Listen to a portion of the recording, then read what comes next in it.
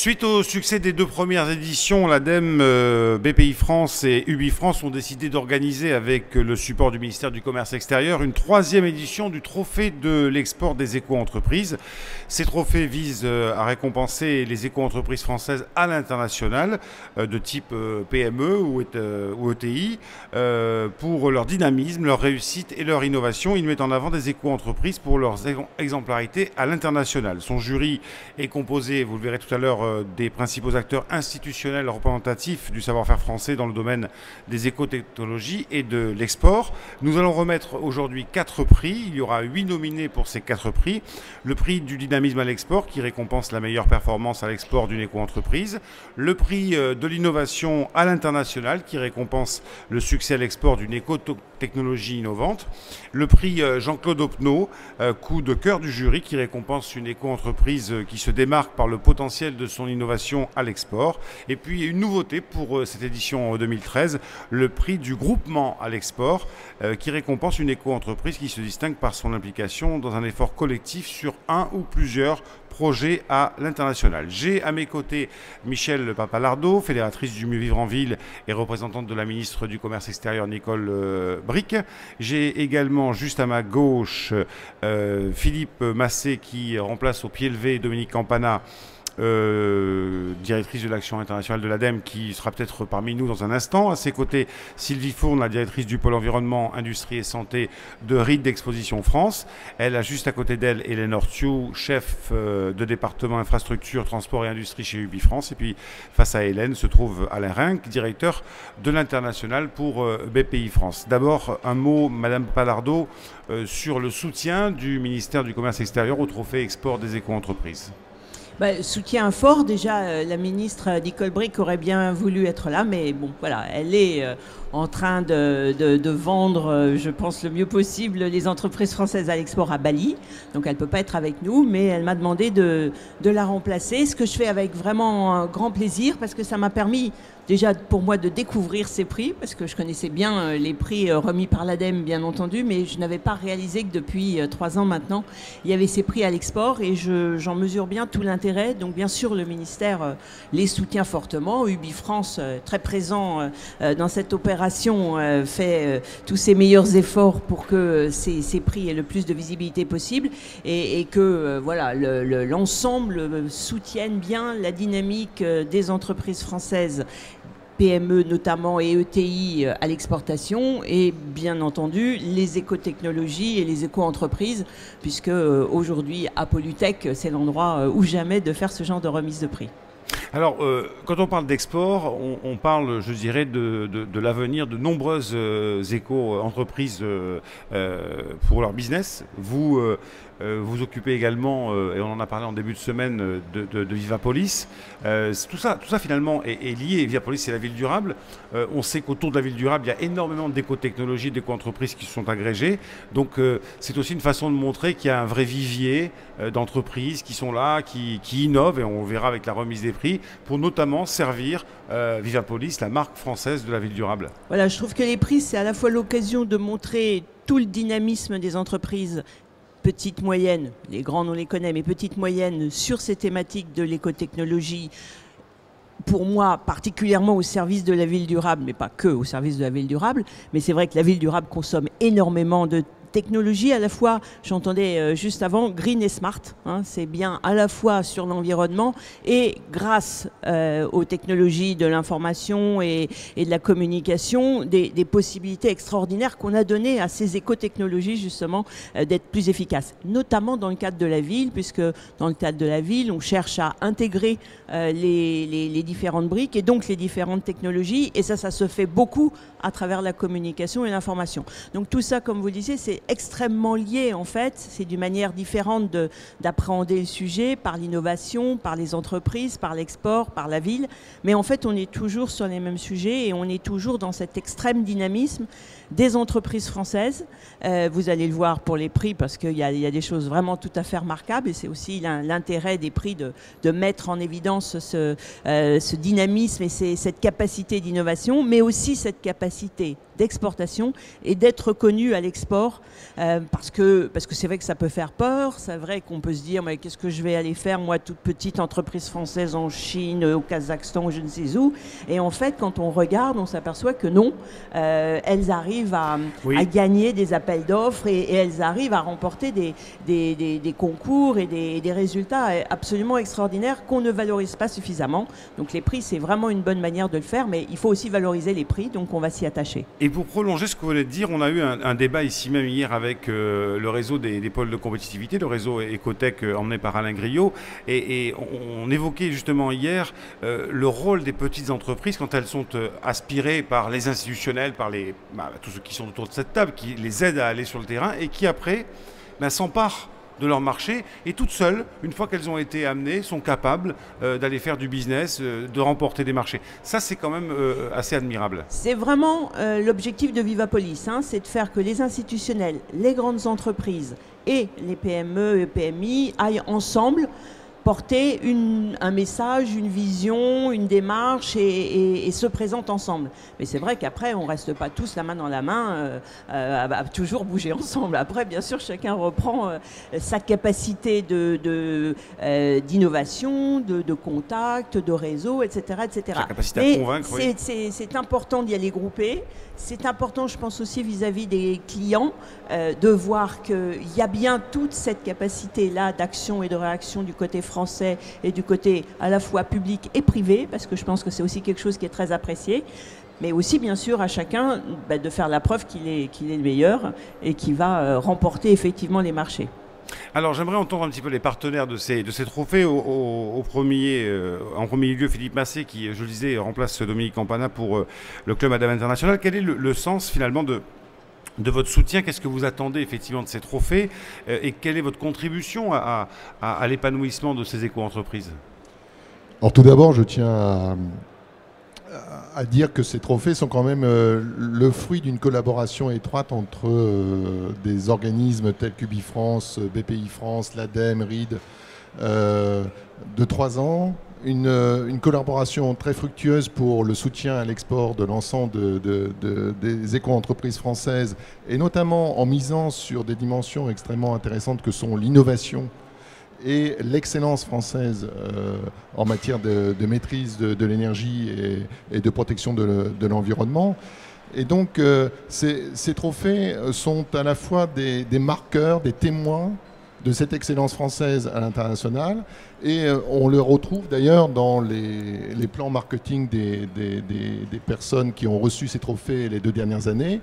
Ils ont intégré ces trophées au sein de leur propre promotion à l'international, rendant ces trophées crédibles, rendant ces trophées effectivement comme une sorte de témoin de leur excellence à l'international. Et ça, c'est extrêmement important pour les PME, pour ensuite jouer dans la cour des grands au niveau des marchés internationaux. Hélène Thiou, on va vous donner un micro. Pour Ubifrance, c'est aussi forcément une satisfaction d'abord de participer à cette cérémonie en tant que partenaire, mais aussi de voir que toute l'action que mène Ubifrance et les autres organismes qui sont autour de cette table porte ses fruits et qu'on a vraiment en France des entreprises qui savent s'exporter. Alors, voilà, c'est le mot, c'est entreprise. Au quotidien, on accompagne ces entreprises à l'international. La plus grande satisfaction pour nous, c'est quand elles viennent nous voir en nous disant on a remporté des contrats, on a fait du business. Et je dirais que c'est un peu ce qui nous bouge tous les jours, tous les matins, toutes les équipes d'Ubifrance en France et à l'étranger. Et comme je dis toujours, Ubifrance ne fait jamais rien seul. Si on était tout seul, il ne se passerait rien du tout. Et donc l'idée, c'est vraiment de travailler avec d'autres partenaires, l'ADEME pour toute la partie technique, le salon de référence dans le secteur de l'environnement, qui pour nous est une plateforme majeure. Et puis on voit bien que quand on va à l'international, quand on veut exporter, certes, il faut avoir les bons contacts, il faut avoir le bon accompagnement sur place pour trouver la bonne personne qui va vous acheter ou qui va investir dans votre technologie. Mais souvent, il y a un petit sujet qui manque, c'est l'aspect financier. Donc, c'était d'autant plus important que d'avoir cette trilogie ADEME, Ubifrance et le fameux partenaire qui est BPI France. La Banque publique d'investissement, effectivement, Alain Rinck, bonjour. Forcément, elles ont besoin de financement, ne serait-ce quelquefois que pour démarrer au tout départ. Là aussi, vous êtes un des chaînons essentiels de cette chaîne de la compétitivité. Je crois en effet, et puis surtout vous avez entendu parler d'un fameux choc de simplification, et je crois que chez BPI France, UbiFrance et Coface, on a su faire la preuve sous la houlette de la ministre de ce choc de simplification, puisque nous avons regroupé sous un seul label qui est BPI France Export l'ensemble des soutiens publics à l'exportation. Je peux vous dire que moi qui me promène beaucoup à travers le monde, je crois que ça n'existe nulle part ailleurs d'avoir au sein de la même entité, sous le même toit, je ne dis pas un guichet unique, je dis sous le même toit, et vous allez voir pourquoi, d'avoir en tout cas sous le même toit l'ensemble de l'accompagnement, du financement et de l'assurance pour les entreprises. Et ça, c'est considérable. Alors pourquoi je dis sous le même toit et pas guichet unique? Parce qu'on nous a souvent dit on crée un guichet unique. C'est faux. On est une banque de démarchage. Nos clients, on va les voir. On est en période de Noël.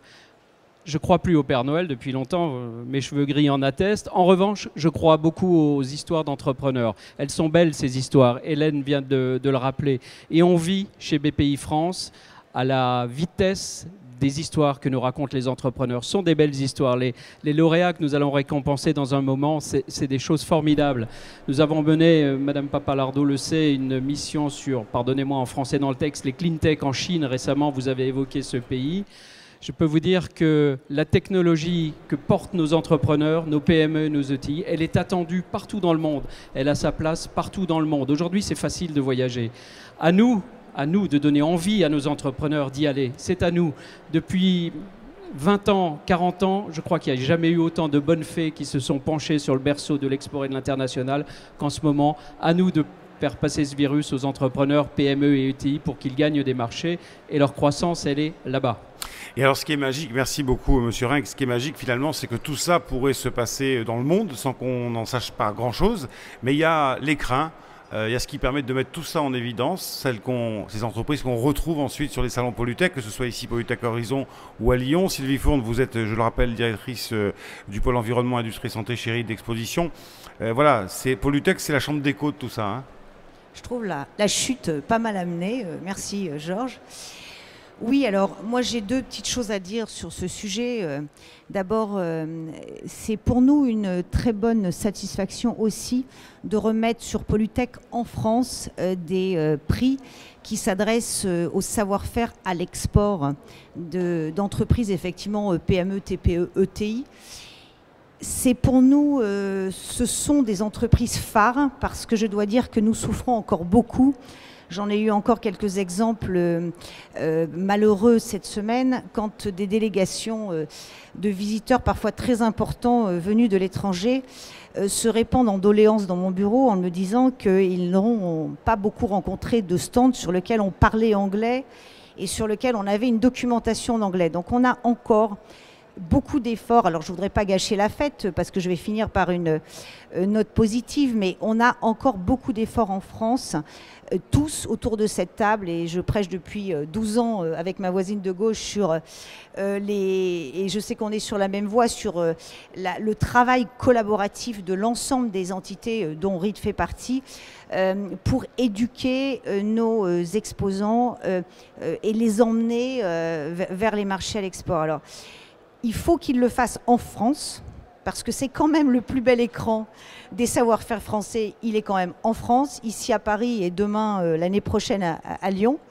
Et on a encore pas mal de travail. Et puis effectivement, nous, on a pour objectif, avec nos bureaux dans le monde, alors soit directement à partir de mon équipe en France, qui a développé l'Algérie il y a 10 ans, le Maroc il y a 5 ans, on est en cours, j'espère, d'un projet de belle envergure aussi sur le Brésil, soit au travers de nos bureaux, de nos filiales qui ont déjà des manifestations dans l'environnement. Il y en a une à Abu Dhabi qui est en train de prendre beaucoup d'envergure.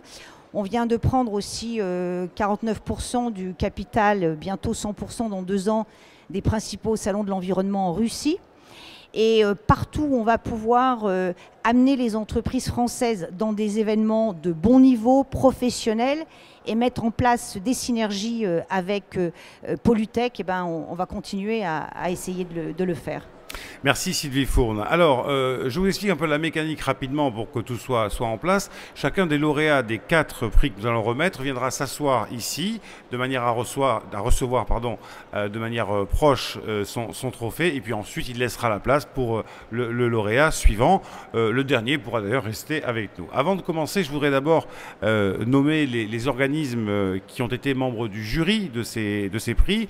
L'ADEME, Olivier Chazal et Laurent Caéré, le BPI France, donc Patricia Tourne, le MEDE avec Alain Griot, la direction générale de la compétitivité avec Marc Dufaux, l'Agence française du développement avec Alain Riès, Sylvie Fourne de RID Exposition France, et puis des pôles de compétitivité aussi qui font partie du jury, André Durbeck pour Advance City, Virginie Pévert pour Accélera, Florence Jasmin pour le PEX, Jean-Louis Carré pour le Polo, et puis Christian Trenel pour le Team 2. Voilà les membres du jury, ceux qui ont décidé qui serait lauréat de ces 4 prix que nous allons maintenant remettre.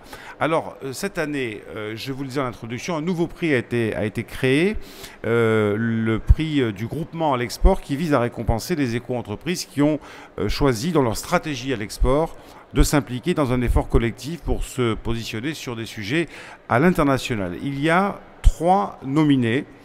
Tout d'abord, alors vous allez voir sur l'écran, je l'imagine, Burgeap qui conçoit et met en œuvre des solutions globales pour le développement durable depuis 65 ans, en combinant expertise globale et savoir-faire local. Burgeap met à disposition de ses clients français et internationaux des spécialistes à travers le monde.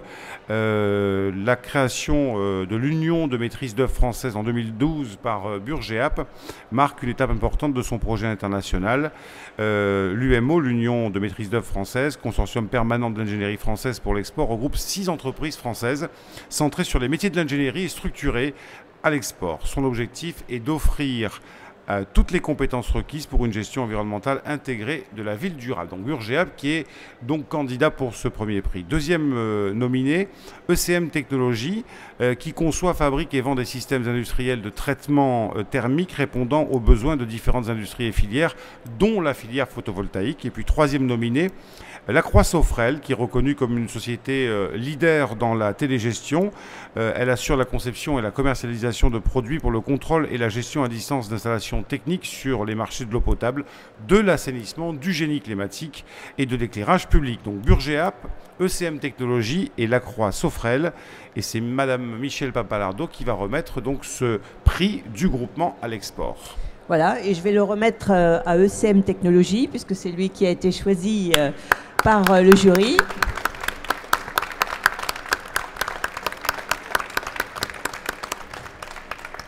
Félicitations. Alors, quelques mots, c'est pas que je connaisse très bien ECM Technologies, mais ce qu'on m'en a dit et ce que j'en ai lu me paraît vraiment tout à fait être en cohérence avec ce qu'on essaye de faire à Vivapolis. Donc je pense que c'est pour ça qu'on m'a proposé de remettre ce prix sur les groupements particulièrement, voilà, certainement. Parce qu'en fait, ils ont tout bon. D'abord, c'est une PMI ou ETI, vous me direz. Hein, je ne sais pas, je n'ai pas le classement, moi, dans mon papier. Enfin, visiblement, vous existez déjà depuis longtemps.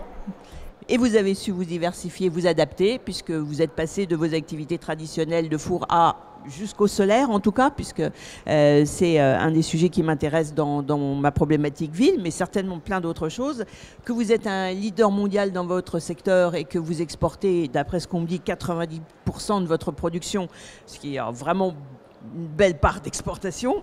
Et puis, j'allais dire surtout, parce que c'est ce qui me touche et c'est ce qui vous fait remporter ce prix, vous vous êtes organisé en consortium avec des entreprises françaises, 3 entreprises françaises, vous-même, SEMCO et CEIS, et puis avec le CEA INES, donc aussi un organisme que je connais bien, et vous avez remporté un appel d'offres lié au développement d'une filière solaire au Kazakhstan, avec un projet extrêmement important puisqu'il porte sur 165 millions d'euros, dont 100 millions dédiés aux équipements français, qui en plus couplé avec un centre de recherche et développement, donc il y a à la fois de l'innovation, du groupement, des technologies, enfin voilà, tout ce qu'il faut. Donc c'est bien évidemment vous qui avez gagné le prix, donc encore une fois félicitations. Merci beaucoup pour ce prix. D'abord, c'est un prix pour ECM, mais aussi pour les membres du consortium, SEMCO, CEIS et CEA. Donc notre développement, effectivement, est très important à l'export. On fait 90% de notre chiffre d'affaires à l'export. Dans les années 80, on faisait 90% de notre chiffre en France. Et aujourd'hui, c'est à l'export. Donc on a su évoluer pour passer d'un marché français à un marché à l'exportation.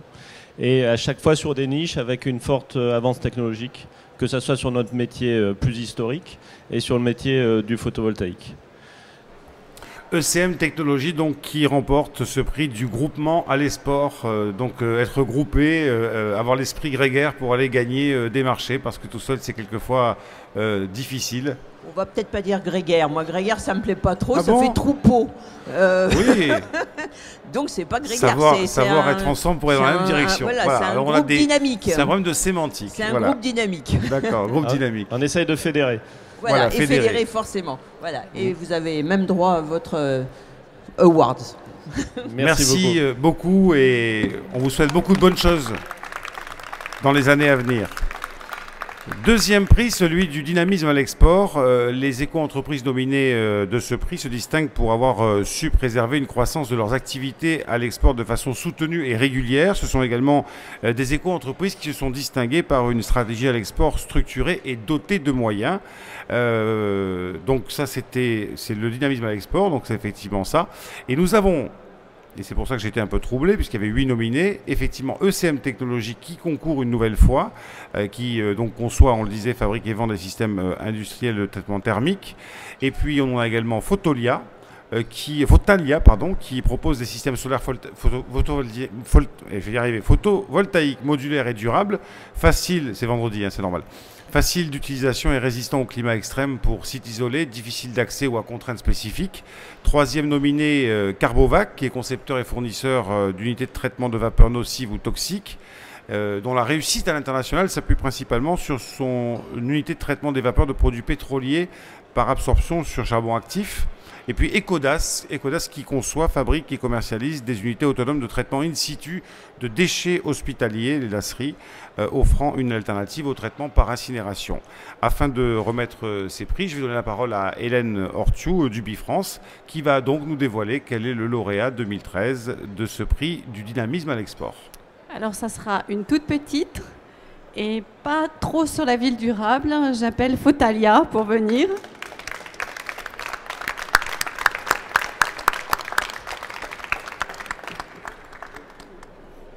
Alors, c'est intéressant ce prix parce que certes, on a eu une grosse activité au niveau de tous les partenaires autour de la ville durable, mais l'environnement, ce n'est pas que la ville durable.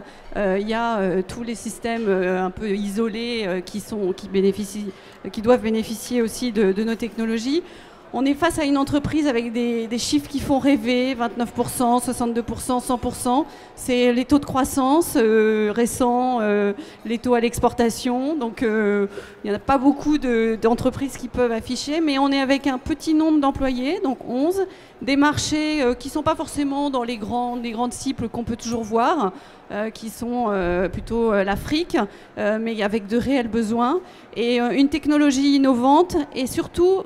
Ce qui a beaucoup...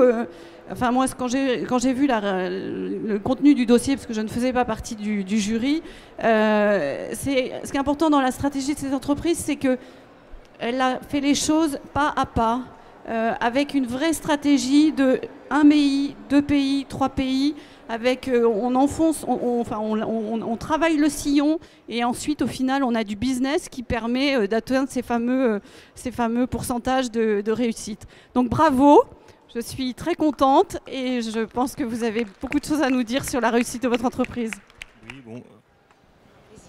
Merci beaucoup. Surtout merci au nom de toute l'équipe et toutes les personnes qui travaillent avec Fotalia.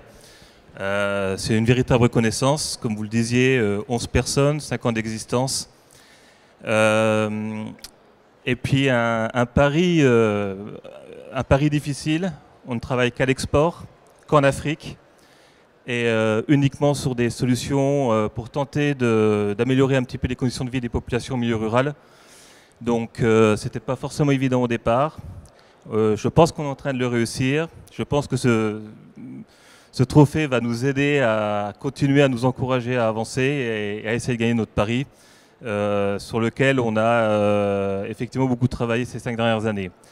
Et effectivement, vous parliez de pas à pas. Donc on a commencé avec quelques pays en Afrique de l'Ouest. Et je pense que l'année prochaine, nous allons concrétiser notre 40e pays et distributeur en Afrique. On en est très fiers. C'est vraiment toute l'histoire. On parlait d'histoire, mais c'est pas des histoires inventées, c'est des réalités. Et on voit que ça peut marcher. Et j'aimerais bien que ça serve d'exemple à tout un tas d'autres PME qui ont des solutions d'existence et de développement à l'international. Fotalia, donc, qui reçoit le prix du dynamisme à l'export.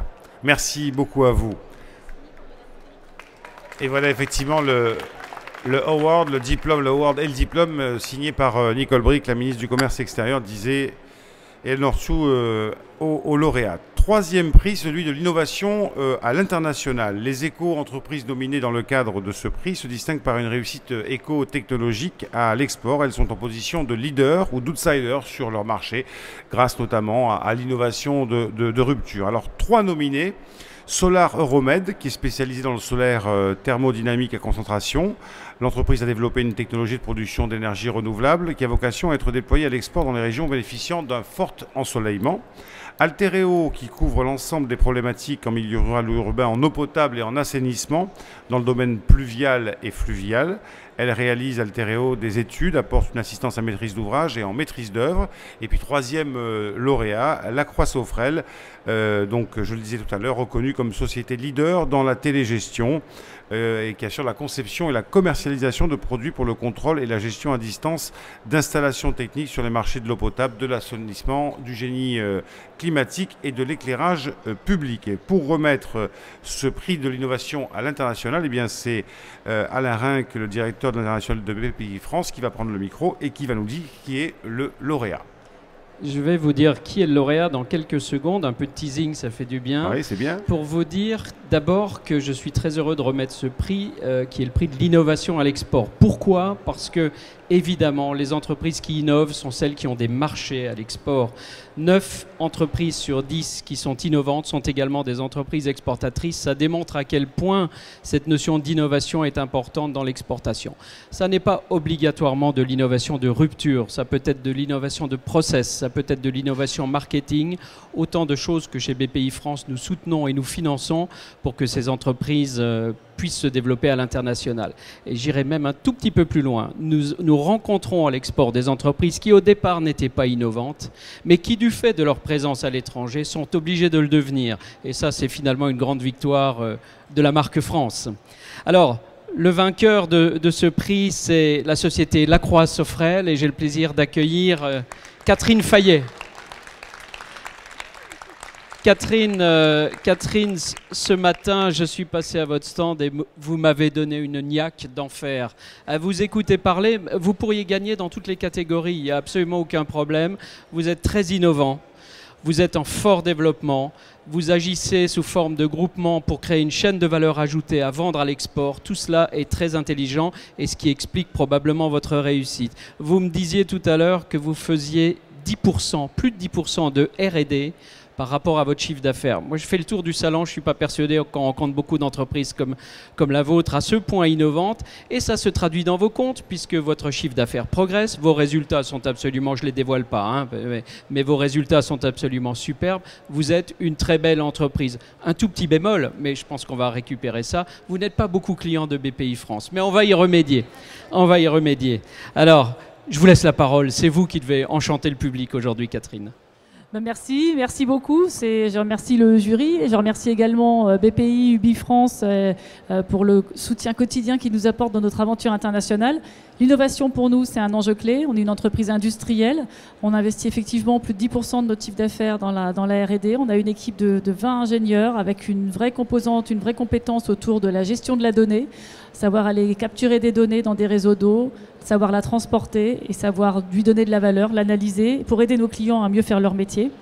On est souvent en milieu hostile, humide, aux températures extrêmes, comme ça a été évoqué avant. Donc c'est un vrai savoir-faire. Et pour nous, l'enjeu, c'est aussi de recruter des ingénieurs de bon niveau pour venir nous épauler et continuer à innover. L'international, c'est un chemin, je dirais, naturel de développement, d'abord pour accompagner nos grands clients français, qui sont aussi des leaders mondiaux du secteur de l'eau. Donc c'est eux aussi qui nous ont amenés. Je voudrais dire aussi que c'est un vrai facteur de motivation pour nos équipes, parce que, ben oui, continuer à se former en anglais, en espagnol, à aller tester tous les jours chez des clients en mettant en service des installations industrielles, c'est motivant, c'est un vrai challenge, et je pense que ça les anime aussi, et que le prix aujourd'hui, évidemment, leur est intégralement dédié. Donc pour nous, l'international, c'est une évidence au sens de la nécessité. Maintenant, ça n'est pas un long fleuve tranquille, on y fait des aventures, on est sûr d'être surpris, ça c'est fantastique. Aucun jour, aucune affaire ne ressemble à celle d'hier. Donc nous, on se bat tous les jours et on pense qu'il y a un vrai potentiel. Le marché de l'eau est un marché où les enjeux sont nombreux.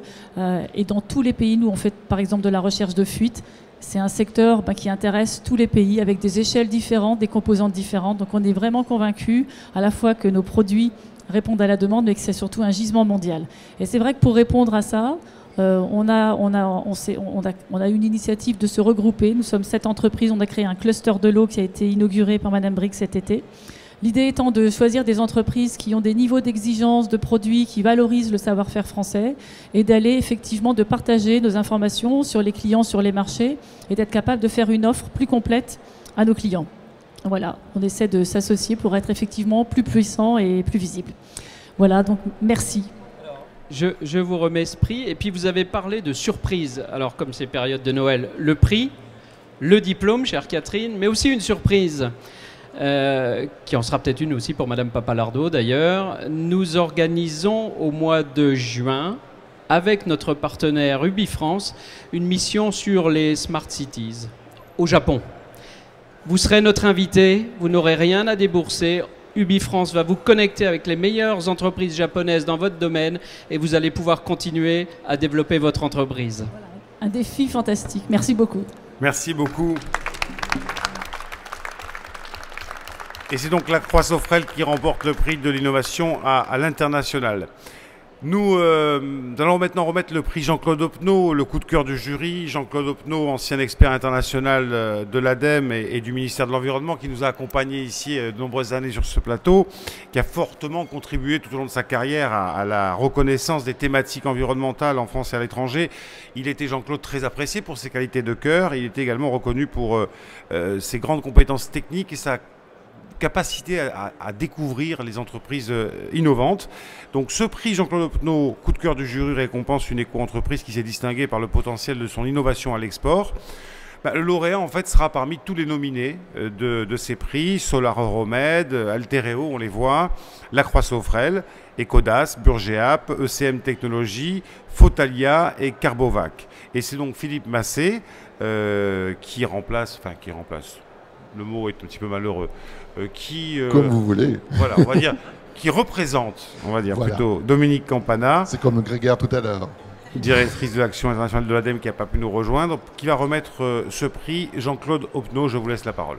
Voilà, alors encore un peu de suspense, simplement pour dire qu'effectivement, comme vous l'avez rappelé, Jean-Claude Opnaud était vraiment un défricheur de technologie en accompagnant Polytech de longue date. Il a essayé de trouver tous les précurseurs en matière de technologie innovante dans les PME et PMI et les porter sur la scène internationale. Donc effectivement, il connaissait bien ce secteur des innovations écotechnologiques. À cet égard, il a eu une action extrêmement importante dans le secteur de la gestion des déchets. Alors, voilà, j'amène petit à petit le lauréat, et notamment dans les déchets médicaux. Et il a soutenu de nombreuses initiatives de ce type d'industrie à l'international, notamment en Chine, et c'est tout logique de remettre le prix Jean-Claude Opnaud aujourd'hui à la société Ecodas, représentée par M. Squali, son président directeur général. Alors, félicitations pour ce prix coup de cœur du jury Jean-Claude Opnaud. Ecodas, qui est une entreprise précurseur, qui a développé une technologie innovante de stérilisation des déchets d'activités de soins à risque infectieux. Cette solution s'installe de manière in situ, complètement automatisée dans les hôpitaux, qui a une très forte part de marché à l'export, à l'international, avec un réseau implanté dans plus de 65 pays, si mes chiffres sont bons. Un nombre inqualifiable de machines vendues à l'export. Donc je vous laisse la parole pour vous présenter votre entreprise. Merci. Ça me fait d'autant plaisir parce que je connaissais très bien Jean-Claude Opnaud. Il était un de nos supporters dès le départ, alors qu'on n'avait pas encore fait notre trou. Et donc il avait une vision, effectivement. Donc la preuve, il avait raison déjà à l'époque. Donc effectivement, on mesure particulièrement le chemin parcouru depuis 20 ans maintenant. Parce qu'à l'époque, on était fabricant de machines de textile. Nous, on est installé à Roubaix, Roubaix, la capitale mondiale du textile. Mais au début des années 90, il y avait la crise textile. Et là, il fallait trouver autre chose. Donc on a capitalisé sur notre savoir-faire industriel pour fabriquer d'autres machines avec une orientation vers le milieu hospitalier et particulièrement le traitement des déchets hospitaliers par broyage et stérilisation par vapeur d'eau, tout simplement. À la limite, quand on comprend le principe, on dit finalement c'est tout simple. En plus, on voit quelques images, ce que vous faites. On a vu quelques images passer en même temps. Donc à l'époque, d'ailleurs, on nous disait, mais comment se fait-il qu'il n'y avait personne qui avait pensé à ça avant, puisque ça paraît logique. Et j'avais répondu, tout le monde nous attendait. Voilà. C'était le destin. Tout simplement. Donc effectivement, on transforme les déchets contaminés en de simples déchets ménagers, donc ça évite l'incinération et ça évite de transporter vers l'extérieur, parce qu'on peut faire le traitement in situ sans effet secondaire. Alors, on misait beaucoup sur le potentiel du marché français, mais malheureusement, ou bien peut-être heureusement pour nous, c'était un marché verrouillé. C'était une chasse gardée, c'est toujours. Donc on était obligé de se jeter dans le vide de l'export. On n'avait ni le produit qui avait fait ses preuves à l'époque, puisque c'était innovant, et on n'avait pas la taille ni la réputation d'un grand groupe international qui est connu par sa notoriété à l'international. Donc on avait tout pour perdre. Voilà. Mais d'un autre côté, on n'avait pas le choix. C'était une stratégie de survie. Donc c'était ça ou rien. Donc on a choisi ça plutôt que rien. On a tâtonné, on a avancé petit à petit et aujourd'hui on est effectivement présent dans 65 pays j'ai le plaisir de vous annoncer aujourd'hui qu'on fait 90% de chiffre d'affaires à l'export cette année, donc on est passé de 80 l'année dernière à 90 cette année. Voilà. Et donc une des clés de la réussite, c'est peut-être d'avoir croisé effectivement Jean-Claude pour le côté visionnaire, de s'être fait interdire, entre guillemets, d'une certaine manière, le territoire français. Donc, et voilà comment on va à l'export, et voilà comment on réalise 90% de son CA à l'export. Je remercie les grands groupes français qui nous ont empêchés d'accéder à leur petite part de marché dans ce domaine-là en France. Donc finalement, c'est bien finalement. Si vous cherchez une méthode pour encourager les petites entreprises à aller à l'export, il faut les empêcher de se développer en local. Ne dit-on pas la nature a horreur du vide. Merci beaucoup, Monsieur Scali. On vous remet le trophée et le diplôme. Voilà. Et je vais maintenant conclure cette émission. La photo traditionnelle va se faire en dehors de l'antenne avec Michel Papalardo. Vous êtes invité juste derrière à un cocktail offert par UbiFrance et BPI France. Malheureusement, moi je reste ici, donc je rate tous les cocktails. C'est ça qui est bien, c'est que moi j'enchaîne derrière. Donc voilà, c'est bon pour la ligne. Merci à tous et bravo encore. Et restez là pour la photo de groupe avec Michel Papalardo qui représente, je le répète, Nicole Bricq, la ministre du Commerce extérieur aujourd'hui. Merci et à bientôt.